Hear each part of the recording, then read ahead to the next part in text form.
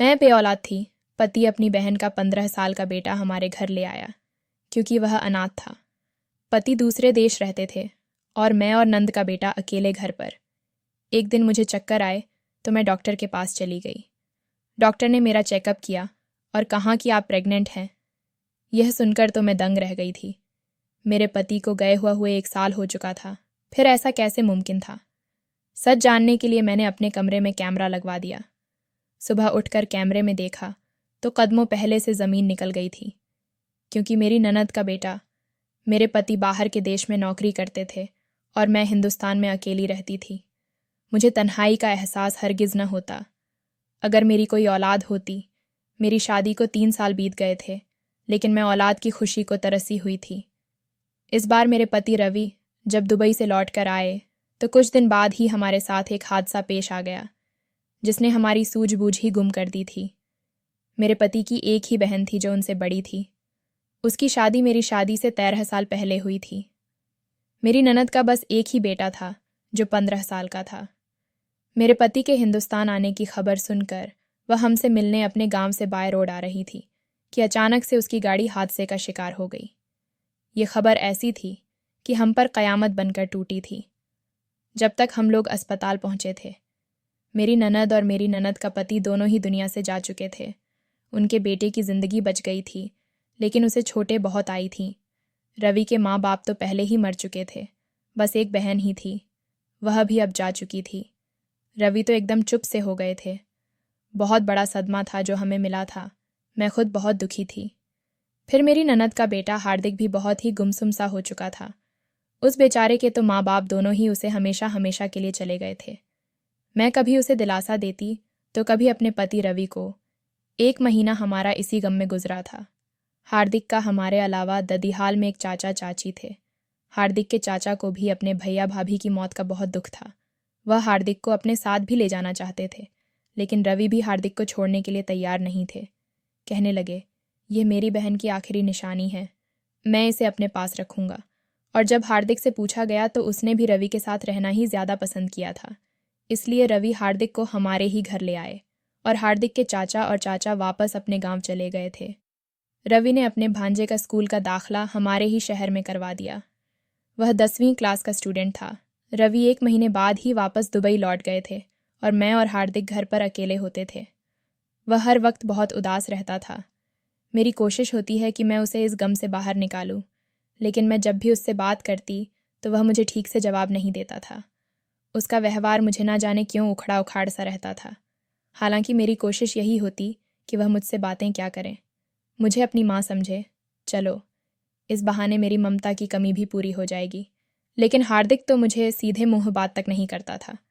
जब वह मुझसे खींचा खींच रहता तो मैंने भी उसे उसके हाल पर छोड़ दिया और उससे बातचीत करना कम कर दी। एक बार मैं उसके कमरे में उसे खाने का पूछने गई तो वह फ़ोन पर किसी से बात कर रहा था। मुझे देखकर उसने फ़ोन फ़ौरन से बंद कर दिया। जब मैंने पूछा तुम किसी से बात कर रहे थे तो कहने लगा अपने फ्रेंड से वह घबरा रहा था, जैसे मैंने उसकी कोई चोरी पकड़ ली हो। मैंने कहा आकर खाना खा लो। वो न जाने क्यों मुझसे अपना मोबाइल छुपा रहा था। मुझे उस पर कुछ शक होने लगा। मैं अब उसकी टोह में लग गई थी, लेकिन मुझे नहीं मालूम था मेरे यह कदम मुझे एक बड़ी मुसीबत में डाल देगा। मैं रात को हार्दिक के कमरे में गई। वह सो रहा था। उसका मोबाइल ऑन करके देखा तो मेरी आंखें हैरत से फटी की फटी रह गईं, क्योंकि वहाँ तो ऐसी ऐसी वीडियो और तस्वीर थी जो मुझे शर्म से पानी पानी कर गई थी।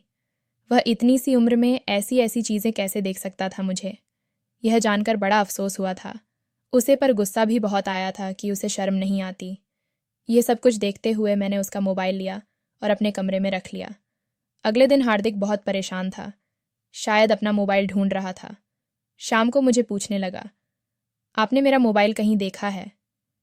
ये सुनकर तो मैंने उसे बुरी तरह से डांट दिया। मैंने कहा, तुम्हारा मोबाइल मेरे पास है और जिस तरह की तुम वीडियो और तस्वीरें देखते हो, भूल जाओ कि मैं तुम्हें मोबाइल दूंगी।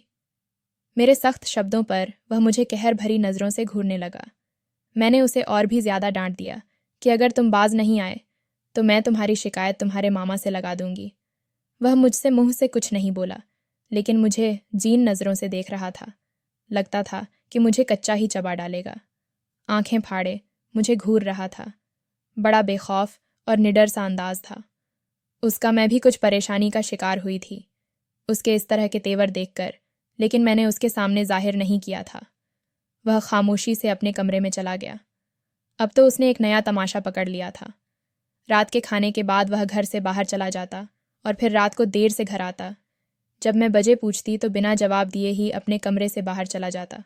मुझे उसके इंतज़ार में देर तक जागना पड़ता था। बात यहीं तक सीमित नहीं थी, वह तो मुझे हद से ज़्यादा परेशान करने लगा था। सुबह स्कूल जाते हुए अपना पूरा कमरा बिगाड़ के जाता था। हर वक्त कोई ना कोई मेरे लिए काम बढ़ता रहता था। मैं खाना बनाती तो वह हर खाने में कमी निकलता रहता। कहता, कैसा अजीब सा गंदा सा खाना बनाया है, बिल्कुल भी स्वाद नहीं है, मैंने नहीं खाना, यह खाना मुझे कुछ और बना कर दें। मैं तो उसकी हरकतें सहते सहते तंग होने लगी थी। मैं अगर उसे कभी बाजार जाने का कह देती कि कुछ सामान ले आओ, तो वह साफ इनकार कर देता कि मैं नहीं जाऊंगा। मैं तो हार्दिक की हरकतों से तंग सी आ गई थी। अजीब लड़का था, ज़िद्दी और एडियल टाइप का। मेरी बात मानना तो दूर, सुनना भी गवारा नहीं करता था। और एक बार तो हद हो गई थी। मैं रात को नींद से जागी। प्यास की वजह से मेरा गला सूख रहा था। जब मैं पानी पीने बाहर हाल में आई तो हार्दिक टीवी लगाए एक बेहुदा से अंग्रेजी मूवी म्यूट करके देख रहा था। साथ में सिगरेट भी पी रहा था। उसे शायद मेरे कमरे से बाहर आने की उम्मीद न थी, इसलिए बेफिक्र था। लेकिन मुझे देखकर एकदम से नर्वस होकर खड़ा हो गया था। सिगरेट वाला हाथ उसने एकदम से पीछे कर लिया, लेकिन मैं सब कुछ देख चुकी थी। गुस्से के मारे मेरा बुरा हाल था। यह लड़का तो दिन ब दिन बिगड़ता ही जा रहा था। मैं उसके पास आकर खड़ी हो गई और गुस्से से कहने लगी कि अपना हाथ आगे करो। क्या है? तुम्हारे हाथ में? वह भी एकदम डीठ बना खड़ा रहा और मुझे इग्नोर करता रहा। जब मैं दोबारा पूछा तो बड़ी ही बदतमीजी से बोला, आप होती कौन है मुझसे पूछताछ करने वाली? मुझे गुस्सा आया था और मैंने एक जोरदार थप्पड़ उसके मुंह पर दे मारा और उसके हाथ को पकड़कर सिगरेट छीनकर ज़मीन पर फेंककर बुझा दी। फिर रिमोट से टीवी ऑफ किया, लेकिन मुझ पर तो हैरत का पहाड़ ही टूट पड़ा। जब हार्दिक ने मुझे दोनों बाजू से पकड़ लिया और गुस्से से लाल होती आंखों से बोल, आइंदा अगर मुझ पर हाथ उठाया तो बहुत बुरा पेश आऊंगा तुम्हारे साथ। मैं तो हार्दिक को देखकर हैरत के समंदर में डूब चुकी थी। इस कदर बदतमीज़ लड़का था, वह मैं सोच भी नहीं सकती थी। मुझे बड़े गुस्से से यह बोलकर अपने कमरे में चला गया था। गुस्सा तो मुझे भी बहुत था, लेकिन मैं बर्दाश्त कर गई थी। लेकिन मेरे आंसू बहने लगे थे। मैं तो उसे अपना बेटा समझकर उसके सारे काम करती थी। उसे कभी किसी चीज़ की कमी नहीं होने दी। वह अपनी ज़िंदगी को ख़राब ना कर ले, इस यही सोचकर मैं उसे गलत काम करने के लिए रोक रही थी। अगर मैं आज उसके मुंह पर थप्पड़ मारा था तो एक माँ की हैसियत से मारा था, ताकि उसकी आने वाली ज़िंदगी ख़राब ना हो। लेकिन शायद वह मुझे माँ समझता ही नहीं था।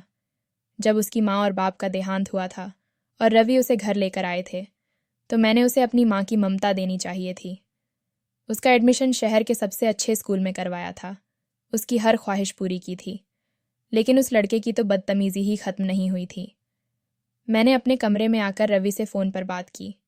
मैंने हार्दिक की सारी हरकतें, सारी बदतमीज़ियों उसे बता दें। वह कहने लगे कि तुम मेरी कल उससे बात करवा देना। मैंने कहा, अगर हार्दिक ने यही रवैया रखना है तो इसका इंतज़ाम कहीं और करवा दें। रवि ने कहा कि मैं उसे खुद समझ लूँगा, तुम चिंता मत करो। लेकिन जब मैं अपनी बात पर डटी रही कि रवि बात समझने की कोशिश करे, हार्दिक हद से ज़्यादा बिगड़ चुका है, उसे शक्ति की ज़रूरत है, तो रवि मुझ पर ही गुस्सा करने लगे कि दोबारा अपने मुंह से यह बात कभी मत कहना कि मैं हार्दिक को अकेला छोड़ दूंगा। वह मेरी जिम्मेदारी है, अभी बच्चा है, थोड़ी बहुत बदतमीज़ी कर जाता होगा, फिर मैं बिन माँ बाप का है, थोड़ा तो सहना पड़ेगा, लेकिन धीरे धीरे वह खुद ही ठीक हो जाएगा। रवि की बात सुनकर मुझे दुख हुआ था। मेरी बात समझने के बजाय वह हार्दिक की सपोर्ट कर रहे थे। हालांकि मैं भी नहीं चाहती थी कि हार्दिक को इस तरह अकेला छोड़ दिया जाए, लेकिन मजबूरी थी। जब तक उसे ज़माने की कठिनाइयाँ सहने को ना मिलती है, वह सही रास्ते पर नहीं आ सकता था। खैर, मेरा अब रवि से कुछ भी कहना बेकार था। मैं रवि से बस इतना ही कहा कि आप हार्दिक को समझाएं कि वह दोबारा मुझसे बदतमीज़ी ना करें। अगले दिन मैंने रवि को फ़ोन किया और हार्दिक के कमरे में गई। वह बेड पर ही बैठा था। मुझे कमरे में आते देखकर मुझे गुस्से से घूरने लगा। मैंने फ़ोन उसकी तरफ बढ़ा दिया। मैंने कहा, अपने मामा से बात करो। ये कहकर मैं उसके कमरे से बाहर आ गई थी। किचन में जाकर खाना बनाने लगी। 15-20 मिनट बाद वह किचन में आया था। मेरा फ़ोन मेरे सामने रख दिया। उसकी आंखें अभी भी लाल थीं, नाक भी लाल थी, आंखों में नमी भी थी, ऐसा लग रहा था खूब रोया हो। मैंने दिल में सोचा कि रो के उसने रवि से मेरी बुराइयां की होगी और रवि को भी इस पर विश्वास आ गया होगा। लेकिन मुझे हैरत उस वक्त हुई जब वह बहुत ही धीरे से बोला, मामी मुझे माफ़ कर दें, मैं आगे से आपके साथ बदतमीज़ी नहीं करूँगा, आई एम सॉरी। यह कहकर वह किचन से बाहर निकल गया। कुछ देर तो मैं उसे हैरत से उसे जाता देखती रही। मुझे तो अपने कानों पर विश्वास ही नहीं आ रहा था कि हार्दिक मुझसे माफ़ी मांगेगा। मैंने खाना बनाकर टेबल पर रख दिया। हार्दिक ने बड़े ही प्यार और तमीज़ से खाना खाया था और खाने के बाद अपने बर्तन किचन में ले जाकर खुद धोने लगा। मैं तो परेशान सी हो गई थी। ऐसा भी रवि ने उसे क्या कह दिया था कि वह एकदम ही तीर की तरह सीधा हो गया था। दूसरा हैरत का झटका मुझे उस समय लगा जब शाम के समय पर मुझसे पूछने लगा, मामी मैं बाज़ार जा रहा हूँ, कुछ मंगवाना हो तो मुझे बता दें। मुझे बहुत खुशी हुई थी हार्दिक के इस बदले हुए व्यवहार की वह सुधर गया है। मैंने रात को उसकी पसंद का खाना बनाया था ताकि उसका मूड भी ठीक हो जाए। मेरी कोई उससे पर्सनल दुश्मनी नहीं थी। मैं तो बस ये चाहती थी कि वह उल्टे सीधे काम ना करें और अपनी ज़िंदगी ख़राब ना करें। अब हार्दिक मेरे साथ हल्की फुल्की बातें भी कर लेता था। अगर उसे किसी सब्जेक्ट में मुश्किल होती तो मुझसे पूछ भी लेता था। मेरा व्यवहार उसके साथ ठीक होता चला गया। सब कुछ ठीक चल रहा था कि जब वह रात को मेरे लिए एक जूस लेकर आया था। कहने लगा, मैं यह आपके लिए लाया हूँ, आप इसे पिएंगी तो आपको अच्छा लगेगा। मैंने भी खुशी खुशी वह जूस पी लिया। हालांकि वह जूस मैंने सोने से कुछ ही देर पहले पिया था, इसलिए मैं लेट कर सो गई। सुबह जब मेरी आँख खुली तो 9 बज रहे थे। मुझे खुद पर हैरत हुई, मैं कैसे इतनी देर सोई रही। फिर मुझे ख्याल आने लगा कि हार्दिक तो तब तक स्कूल के लिए नहीं जागता, तब तक मैं उसे ना उठाऊं। इसलिए मैं उसके कमरे में चली गई, लेकिन वह कमरे में नहीं था। उसका स्कूल बैग भी वहाँ मौजूद नहीं था। कमरे के बिखरे हुलिये से लग रहा था कि वह स्कूल जा चुका है। मैंने भगवान का धन्यवाद किया कि चलो यह लड़का कुछ तो जिम्मेदार हुआ, और जब स्कूल से आया तो बड़े ही अच्छे मूड में था। खाने के बीच बीच मुझसे बातें भी करने लगा। ना जाने क्यों वह मुझे देखकर बार बार मुस्कुरा रहा था। जब मैंने उससे वजह पूछी तो वह कहने लगा, आज आप बहुत अच्छी लग रही हैं। मुझे उसके बात सुनकर कुछ हैरत सी हुई थी। आज तक तो उसने कभी मेरी ऐसी तारीफ नहीं की थी। मैंने कहा, खैर तो है, मैं तुम्हें क्यों अच्छी लगने लगी हूँ? तुम्हें तो मुझसे बड़ी नफरत हुआ करती थी। मेरी बात सुनकर वह हंसने लगा। कहने लगा, बस ऐसे ही, तब आप मुझे अच्छी नहीं लगती थी, लेकिन अब बहुत ज़्यादा अच्छी लगने लगी हैं। मैंने बात मजाक में डाल दी थी, लेकिन अब ना जाने क्यों मुझे हार्दिक की नज़रें कुछ चुभने लगी थीं। न जाने उसे क्या हो गया था कि वह मुझे टकटकी नज़रों से देखने लगा था। मैं पहले तो उसकी नज़रों को नज़रअंदाज करती रही, क्योंकि अब वह पहले की तरह मुझसे बदतमीज़ी नहीं करता था। देखने में उसका व्यवहार मेरे साथ बिल्कुल ठीक था, लेकिन अब उसकी नज़रें मेरे पूरे शरीर का सफ़र करती थीं। मैं उससे अब कतराने लगी थी। वह 15 साल का था, लेकिन उसकी नज़रों की तेज़ी और वे बाकी मर्दों जैसी होती जा रही थी। एक बार हम रात का डिनर कर रहे थे, जब वह खाना खाते हुए लगातार मुझे ही देख रहा था। फिर मुझसे कहने लगा, रवि मामा को आप मिस तो बहुत करती होगी। मैंने कहा, हाँ, वह मुझे याद तो बहुत आते हैं। फिर वह मुझसे कहने लगा, जाहिर सी बात है, पति के बगैर 1 साल गुजारा बड़ा मुश्किल काम होता है। कहाँ गुजारा होता होगा आपका? उनको याद करते हुए आपको रातों को नींद भी नहीं आती होगी। यह सुनकर मैं चौंक सी गई थी। उसने अजीब तरह के अंदाज में यह बात कही थी। मैंने उसकी बात का कोई जवाब नहीं दिया। फिर मुझसे कहने लगा, आपके बाल बहुत लंबे और खूबसूरत हैं। उसकी तारीफ अब मुझे बुरी लगने लगी थी। मैंने उसे फ़ौरन से रोक दिया। मैंने कहा, चुपचाप खाना खाओ, फिजूल की बातें मत करो। वह हंसते हुए मुझे देखने लगा। एक बार मैं किचन में शाम की चाय बना रही थी कि उसने पीछे से आकर मेरे गले में बाहें डाल दी। मैं तो एकदम अचंभे में आ गई थी। मैंने उसे पलट कर देखा तो वह मुस्कुरा रहा था। कहने लगा, मैंने तो आपको डरा दिया। फिर हंसने लगा। मैंने कहा, यह क्या बदतमीज़ी थी? कहने लगा, ये बदतमीज़ी नहीं, मुझे आप पर प्यार आ रहा था। आखिर आप मेरी मामी जो हैं। मैंने कहा, तुम ज़रा मुझे दूरी पर रहा करो। ना जाने क्यों मैं अब उसकी नज़रों से परेशान होने लगी थी। वह कहने लगा, मैं आपके लिए चॉकलेट लाया हूँ। फिर उसने जेब से चॉकलेट निकालकर मुझे खुद ही अपने हाथों से खिला दे। वह चॉकलेट कुछ अजीब ही स्वाद की थी, हालांकि वह मेरे मुंह में डाल चुका था। इसलिए मुझे खानी पड़ी। लेकिन उसे खाते ही आधे घंटे बाद ही मेरा सर चक्कर आने लगा। मैं अपने कमरे में चली गई। मेरे सर के चक्कर तेज़ होने लगे थे। मैं वहीं लेट कर सो गई। सुबह जब मेरी आँख खुली तो मेरे होश उड़ गए थे। हार्दिक मेरे ही बेड पर सोया हुआ था। वह यहाँ क्यों आया था? मेरे साथ क्यों सोया था? मैं तो बुरी तरह से परेशान थी। मैंने उसे जगाया तो वह हड़बड़ाकर उठ बैठा। मैंने कहा, तुम मेरे कमरे में क्या कर रहे थे? लेकिन वह बहुत ही रिलैक्स था। कहने लगा, मुझे अपने कमरे में डर लग रहा था, इसलिए मैं यहाँ आकर सो गया। मैं उसकी बात सुनकर आग बबूला हो गई थी। मैंने कहा, तुम होते कौन हो मेरे बेड पर मेरे पास लेट कर सोने वाले? वह कहने लगा, मैं बच्चा ही तो हूँ, डर लग रहा था। मामी जी, इसलिए आपके पास आ गया। वह चेहरे पर मासूमियत सजा बोला। अब मैं उसे क्या जवाब देती?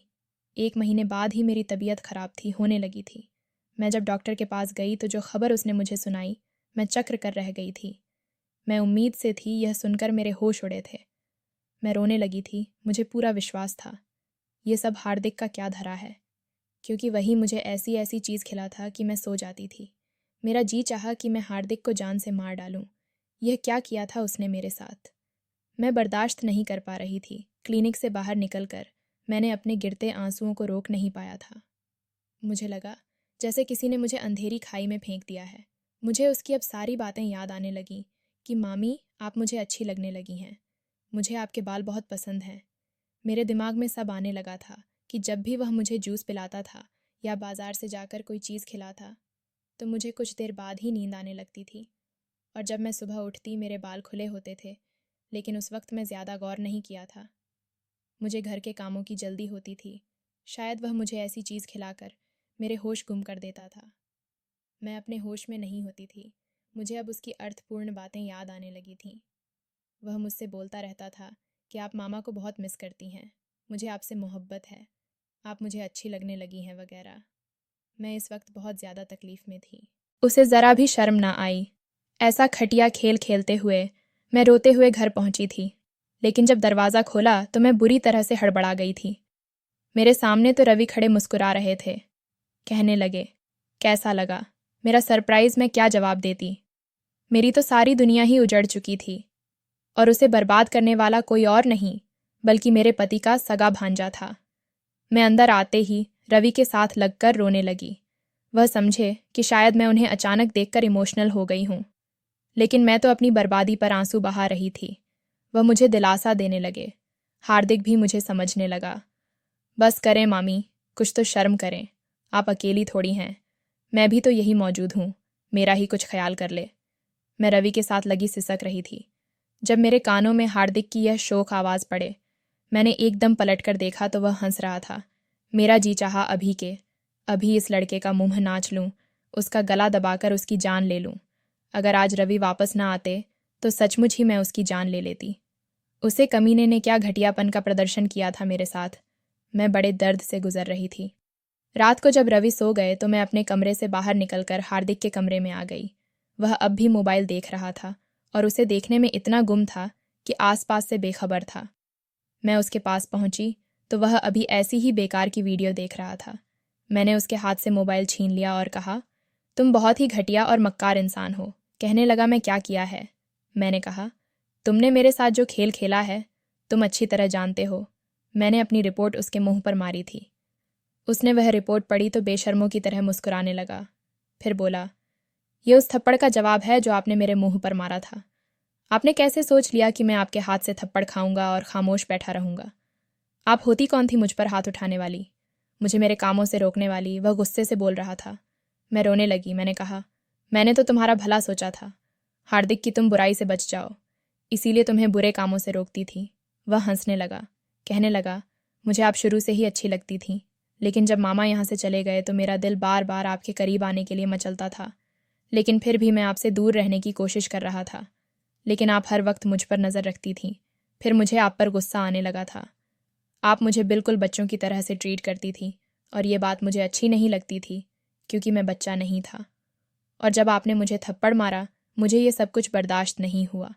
उसके बाद आपने मेरी मामा से शिकायत भी लगे, मुझे यह भी बर्दाश्त नहीं हुआ। इसीलिए मैंने आपके साथ यह ड्रामा रचाया था और आपको बहाने से वह जूस पिला दिया। मेरा इरादा आपके साथ बस एक ही बार पाप करने का था, लेकिन मुझे रोज़ इस चीज़ की इच्छा होने लगी थी। मुझे आपकी आदत लग चुकी थी। मेरी नज़रें आप पर बदलने लगीं। उसकी बातें मुझे दर्द दे रही थी। ऐसा लग रहा था जैसे अंदर ही अंदर मेरी जान कोई खींच रहा है। इससे पहले मैं उसे कोई और जवाब देती।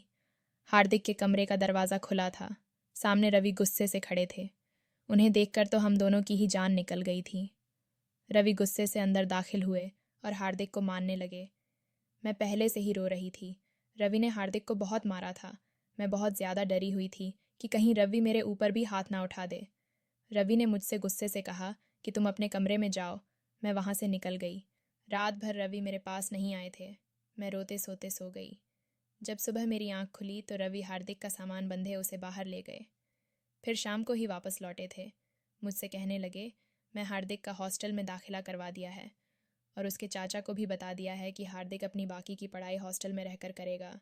बाकी की जिम्मेदारी अब उसके चाचा ही उठाएंगे। मुझे माफ़ कर दो आरती। मुझे नहीं मालूम था मेरा सगा भांजा तुम्हारे साथ ऐसा भी कर सकता है।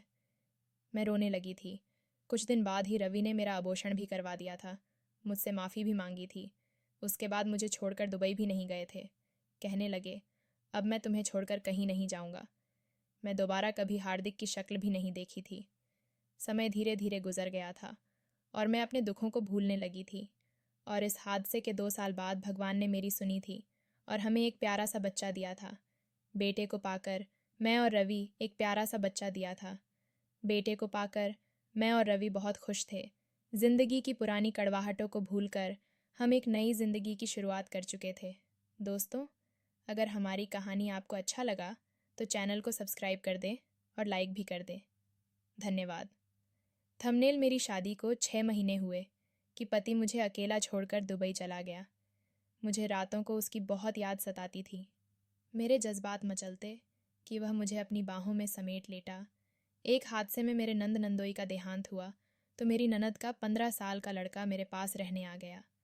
वह अपने माँ बाप को याद करके रोता तो मैं उसे सीने से लगाकर तसल्ली देता। लेकिन उसके सीने से लगते ही मेरे दिल में अजीब से जज्बात उभरने लगते थे। एक बार मैं खुद पर काबू नहीं पा सकी और कसकर उसे अपने सीने